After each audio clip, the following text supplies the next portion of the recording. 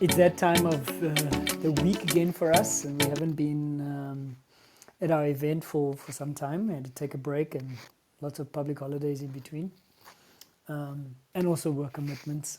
And yes, welcome to our event, My Life, My Business. Wish I was here, and I'm just going to make some small talk while I am waiting for my co host, Dr. Shanaaz, to arrive. And the last time I shared anything, it was really on why have a personal coach, and took you through all the different reasons as to when is it that you would require a personal coach and so forth, and the differences between coaching, mentorship, counseling, consulting, and like anything else, I'm sure that if you do some research on your own, ask ChatGPT to help you, you can get a mini thesis on what coaching is. And it's quite a wide interpretation, and I think depending on where you've been trained, which organization accredited you, there's certain beliefs around what coaching is and what coaching isn't. And so um, you can obviously listen to the playback on Clubhouse, or you can just listen to the edited version on our YouTube channel, the Mufasa Coaching Practice. You're welcome to do so.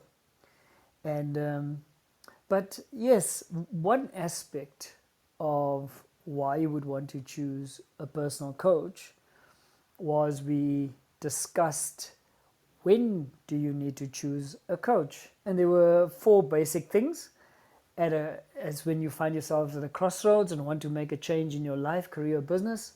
You want to change something but don't know where to start. You have a vision but need a plan, not too sure what that looks like. And then sometimes it's just, you know what you ought to do, but you just can't get going. And so you want to overcome procrastination and therefore make progress toward your desired goal. And welcome, Shanaz. Hi, I'm sorry. I'm sorry. I was struggling to get in, and then there was someone at the door. So just a few things happening all at the same time. Apologies. No problem, no problem. I'm just so glad you are here. So I did have a bit of an intro. I think you arrived just in time. I was killing time a little bit by just recapping one aspect of what I shared about as far as coaching is concerned. You did then what social work supervision covers, and so very very interesting. And these things actually um, are related to a large degree. All coaches need to be coached, and all coaches need supervision, where it is a combination of, well, it's three things really: maintaining ethical standards, but also the person, you as a person, as a coach, need also your well-being looked after, and how you're doing as an instrument, and also when you're having challenges within coaching conversation, supervision helps you navigate through those, and also mostly some getting out of your own way and your own paradigms and belief systems. And what we would like to do today, and sometimes we don't plan this too far in advance, and we don't want to overthink anything. But today we just like to perhaps role play a coaching conversation. And Shanaz is adventurous today and has agreed to be the guinea pig, and in technically speaking, the coachee in this coaching conversation. So obviously, it's a simulation, but I think we will be dealing with something real. And so, Shanaz, did you have a think? Do you have a Yes, topic? I did, and I sort of have two choices for you. You can decide which one. I'm kind of comfortable speaking about either of them. So the one is and it's real situation. So I'm going to Bristol University for my a couple of months, and I am feeling been having conversations with some people, and they're setting up a welcome event at the one center that I'm going to be going to. So I'm feeling slightly like intimidated a little bit. And also, I think that we are supposed to be going there with this idea of an equal global south, global north partnership. And so I can't be intimidated. I need to like, and let them know that the continent, the global south, can bring a contribution to global north. So that's the little sort of thing in my head. The other situation is, there's someone in my periphery in is that I'm sort of we occasionally work together outside. This is not work related, it's recreationally related. And this person, they struggle to they I find them unreliable, and I struggle to tolerate them. But I need to be nice and engaging and rather yes. So that's so so think of a situation if you had to work on a team with someone, and there are times I need to work with this person in this particular space, but I find that they are unreliable, and I really struggle with someone being unreliable, and but I need to kind of engage with this person. Yeah, so those are the two scenarios. You can decide. Yeah. Well, since this is a coaching session, not a consulting one, it Yes. really depends on your choice.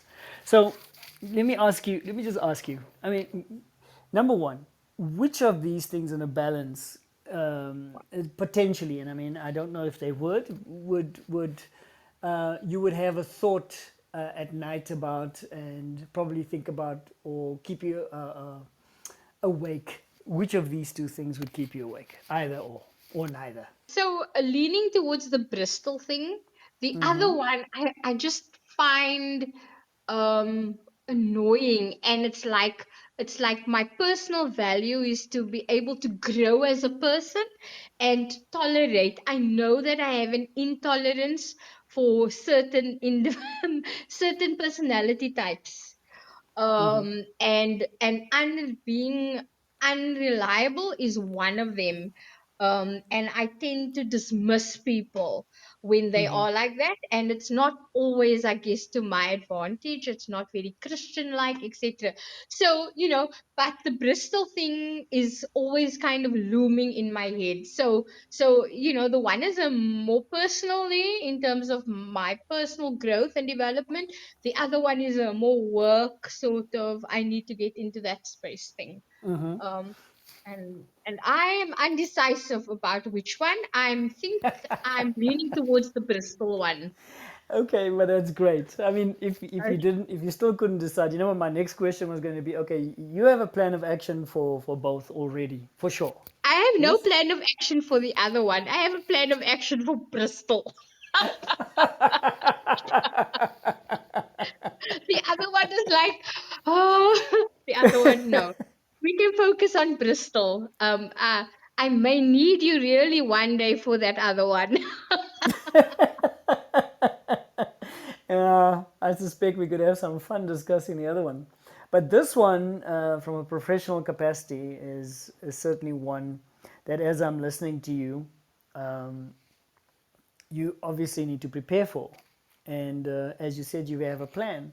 So let's hear your plan. What how are you going to approach this? What is your thinking? So if I get it correct, the way you framed it is that you want to make sure that you are confident enough not to be intimidated by ensuring that Global South can be treated on an Be equal footing represented. as Global North. Yes, Yeah. yes, Okay, yeah, represented. yeah. So the plan is that I think that I cannot put on a persona. I need to be myself. I find it difficult to. It's what we call interdisciplinary space. These are not social workers. I'm most comfortable with social workers. I'm not very comfortable in the interdisciplinary space. And even as I'm talking, I can see where you're going. But anyway, this is what's going to happen. Because there are times, oftentimes, social work is not seen as a science, it's an applied science.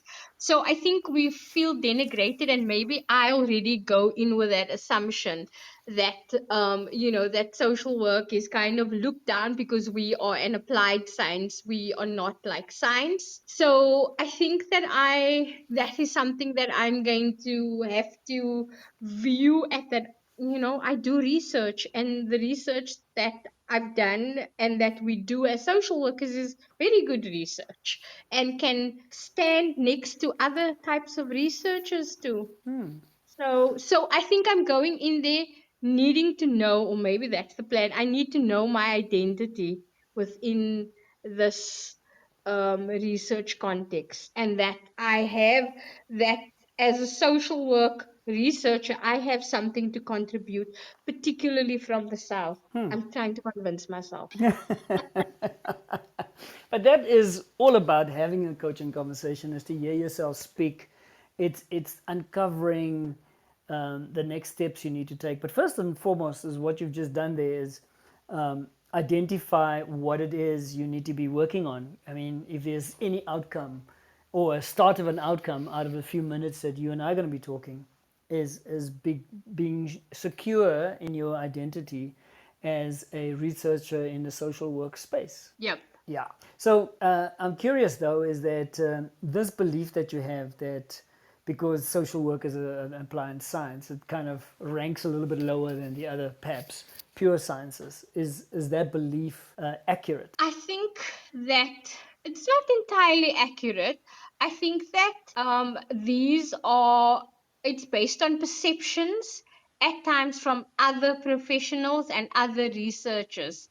It's also based on some criticism that social work research has received. So there's a little bit accuracy in it, and I can see that, with my students. When I'm working with my students, I can see the areas that they struggle in. So they struggle a lot with their theoretical base, because social work borrows its theories from a range, from interdisciplinary, from a range of different sciences, with that psychology, that sociology, human resources, etc. So, but there are theories specifically related to social work, but generally we borrow it. And I think maybe that's where our students aren't strong in it. And so we get very criticized when the work is examined, or the research is examined. And since there's a distinction here, and I just need to make sure I understand it. The distinction is, and the question is not whether social work, even as an applied science, but in the application of the work that it does, has tremendous value because it makes such a huge impact on society at large, right? That's not the question whether or not it has an impact on the society, that it makes a big difference. It's rather about the purity of the research in social work. Am I getting that right? A little bit. I think that sorry, man. This is now we're going into. No, I think that often it's seen as a profession and not the research. So I think that the idea is that there is a view that other research is much more rigorous, is the word. But these are all perceptions, really, about the research. And yeah, it's that professional jealousy, I sometimes think, that comes in, and it's academic posturing. So coming back to what you said is knowing your identity within the social work space. I mean, would you want to change anything?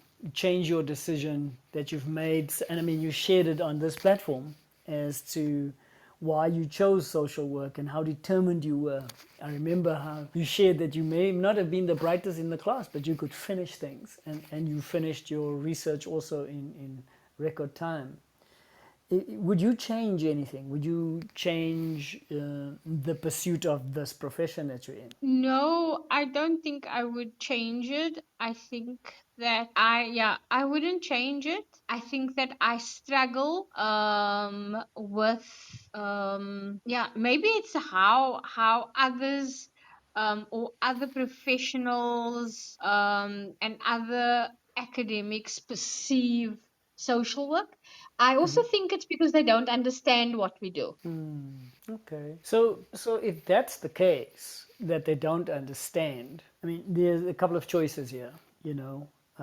So you can leave them with their lack of understanding in your own mind, perhaps getting into, well, there's this perception, and maybe satisfy that perception, or be the ambassador and educate, right?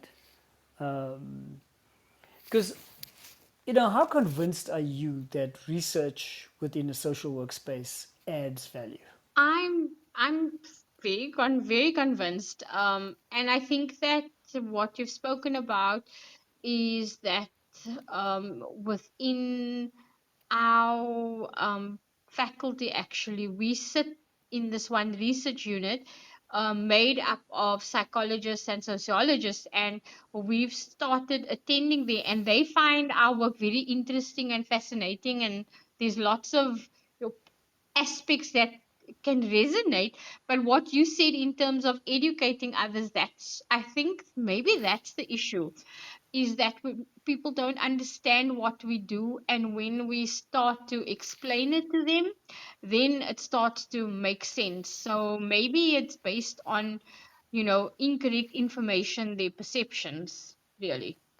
So and, therefore, and maybe it is about educating people a little bit about what we do. so on a scale of 0 to 10, how interested will you be to actually, instead of defending the research within a social workspace, but rather educating others who might hold limiting beliefs, perceptions based on misunderstandings?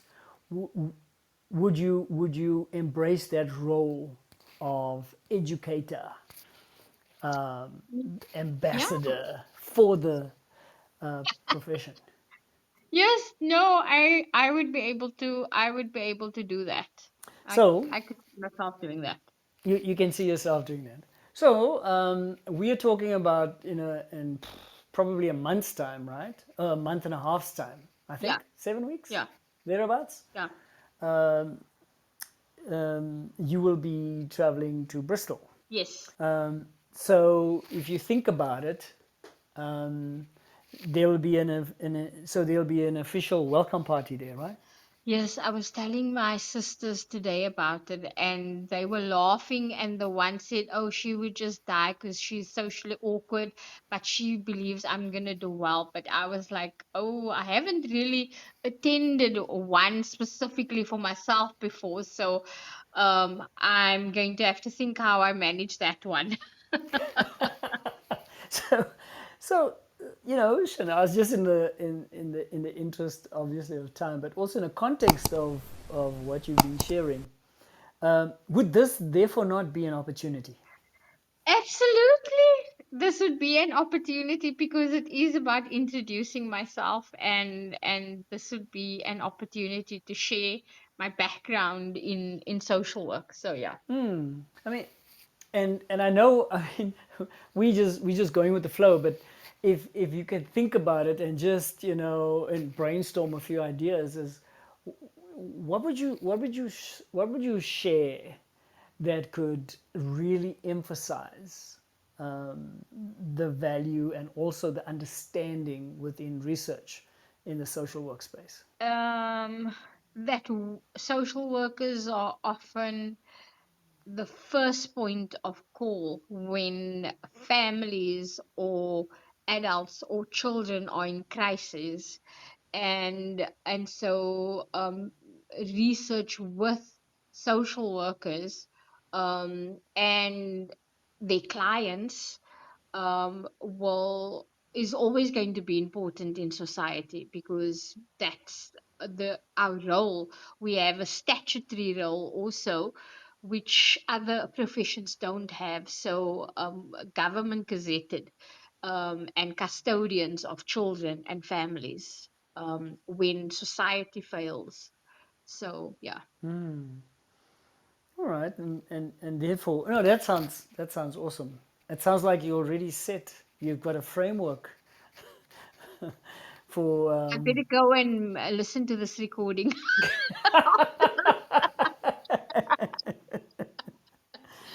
But no, I'm rather excited that you're going to introduce yourself, and as you know, and as we both know, and people who listen to us, and particularly to you on our shortcasts and so forth, is you speak with a lot of credibility, and there's a lot to believe and a lot to grasp, a lot to understand, and a lot to be interested in, and a lot to be excited about when we put ourselves in your shoes. And Thank talking you about very much. your shoes is so in this particular aspect, just sort of to leave you with a bit of a imagery, is how well are you going to fill your own shoes in this space? Yeah, I need to think about that, and it makes me aware of like how I sometimes struggle within the interdisciplinary space. And someone said to me that, sometimes it's not about being interdisciplinary, it's about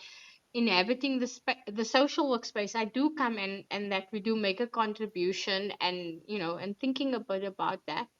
And so being very comfortable, trying to be comfortable in those shoes, in the face of historians and sociologists, etc. Yeah. Yes, and to take something from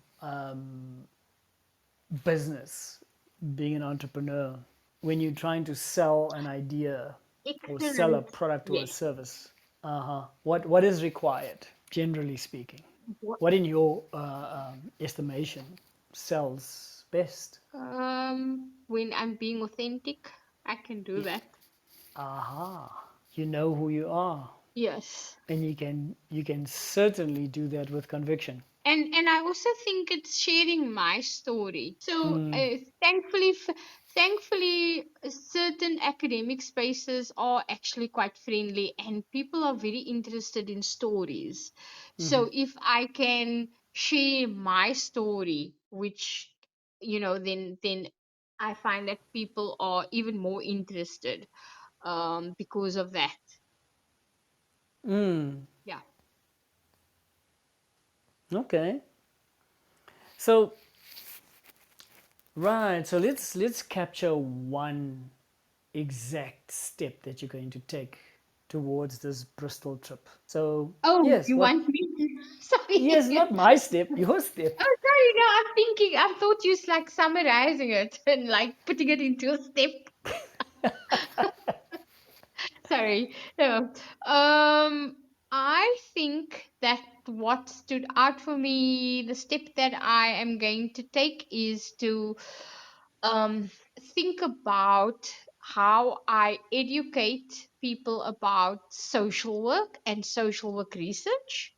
And then I need to find myself being I need to make myself comfortable again in my social work shoes, social work academic research shoes, my identity there. But also realizing that I have multiple identities in terms of yeah. So yeah. So I think that is what's going to help. Okay, so normally we'd go really smart about the plan, eventually ending up with the timeline and so forth. But I'm not going to go through all of that. So, all right, here with the simulation ends. So I just want some feedback from you in terms of we're having this conversation, and yes, we didn't have time to prepare. I asked you sort of off the cuff if you're willing to do so. So, just if you can reflect on what it felt like for you, even though we simulated it. I think it helped me clarify some thoughts that were just floating loosely in my head. And it, definitely helped me focus on one thing rather than in my head there's this little chicken running around headless. It's kind of controlled, but it's still running around. So I think the chicken came to a standstill, and kind of, okay, I can focus on something, I can't focus on everything. So I think it's helped me clarify and get some focus, yeah, in terms of my approach, because I think I'm working on the content, but I hadn't focused on the process, and I think this is the process of putting myself forward. Yeah, so I think that that's been very helpful. Excellent. So, and for those listening, this is a real situation. So at least that is absolutely, as Shanaaz said, it's a real issue, um, and an issue that needs to be dealt by an authentic person. And this is the value, and it's amazing that many times we try and solve things silently, you know, and then we mull it over, and most times I think, we come up with solutions, but it's exactly what you said, is that we have like a multiplicity of options, or multiplicity of scenarios of things that can go wrong, and we get into our own heads, and we don't hear ourselves speak, but the very act of being able to articulate it begins to unravel it for us. And many times, and that is the beauty of having a conversation, having a coaching conversation, because sometimes also a coaching conversation can be a little frustrating. I mean, but and just to tease Shanaaz there, is that okay, now summarize, tell me what I need to do next, when it literally it is all about realizations, and therefore the engagement with your own next step that you need to take. So I don't know if that little summary, if you agree with what I've just said, Shanaz. Yes, absolutely. I agree with that. It was very useful. Thank you. Yeah, no, it's and thank you again for being the guinea pig. And I think a reciprocity demands that if you ever want to do and simulate a supervision, social work supervision interaction, I'm game. Okay, I'll think about that. Yeah. And yes, and I know we out of time, but thank you, Shanaz. Thank you, Julia, for staying in the background there and capturing our conversation. And for those listening, it is just a simulation, but practical. And there was no script, completely unscripted. And hopefully, you would be encouraged then to have somebody that you can talk to, somebody professional, a coach, a mentor, somebody who can be objective and allow you to feel empowered to take the next step. So, all the very best to you until we chat again. Thank you, Jacques, for that. I appreciate it. Thank you, everyone. And thanks, Julia. Bye. Bye.